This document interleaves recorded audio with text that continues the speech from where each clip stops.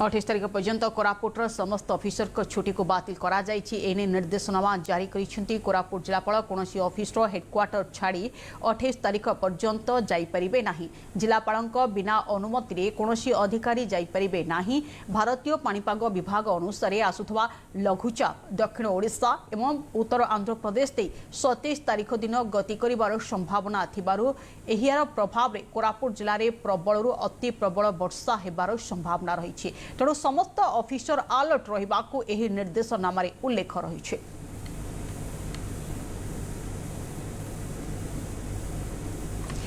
संपर्क में अधिक सूचना आम सहित फोन लाइन में जोड़ी होती कोरापुट सत्यजित जोड़ी होती। सत्यजित जो भाव कोरापुट जिला को अलर्ट करा कहीं आग को वर्षा ने अलर्ट करा समस्त अधिकारी छुट्टी को बातिल करा अपडेट कौन रही?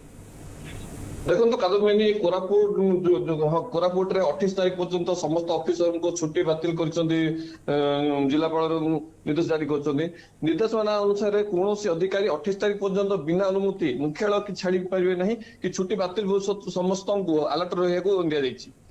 जो भारतीय पाणीपाग विभाग पुनर्नुमान अनुसार जो बंगोपसागर सृष्टि होती जो लघुचाप जो 36 तारिख दक्षिण ओडिशा और उत्तर आंध्र प्रदेश गति कर प्रभाव कोरापुट जिले में प्रबल अति प्रबल वर्षा होवार संभावना रही नजर रखिक जिलापाल निर्देश देते।